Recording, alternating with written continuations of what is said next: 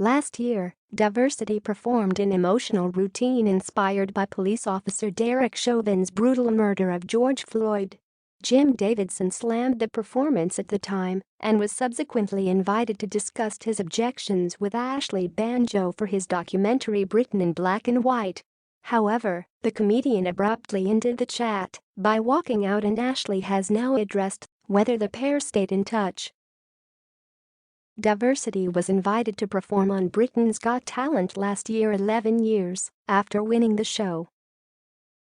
Their powerful tribute to George Floyd received more than 20,000 complaints to watch them, making it the most complained about show in a decade. However, the routine won a BAFTA for must-see moment as voted for by the public earlier this year. Shortly after winning the accolade, Ashley made a documentary looking at racism in Britain today. The Diversity star sat down with Jim and quizzed him on the video he made, slamming the routine as ridiculous and indulgent.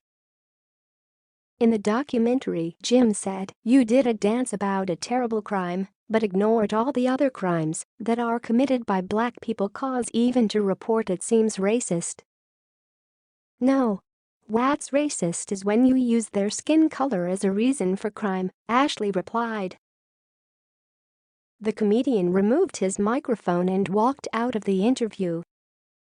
"Don't walk out, because I'm asking you the hard questions," Ashley asserted, but Jim chose to end the chat.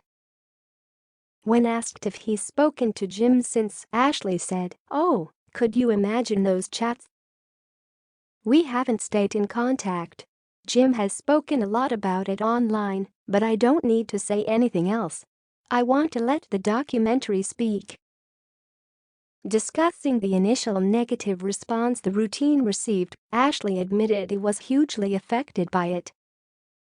He explained, "It consumed every waking moment at one point. We'd never had a negative reaction to anything really, and this was a huge reaction." The dancer and presenter revealed he didn't leave his house for a few weeks after the performance. "I needed a little while to process what was going on," he continued. "You don't know how messages on Twitter or Instagram will translate in the physical world." The Diversity star received several violent threats but didn't get the police involved. "Luckily, the threats didn't come to anything," he told Radio Times.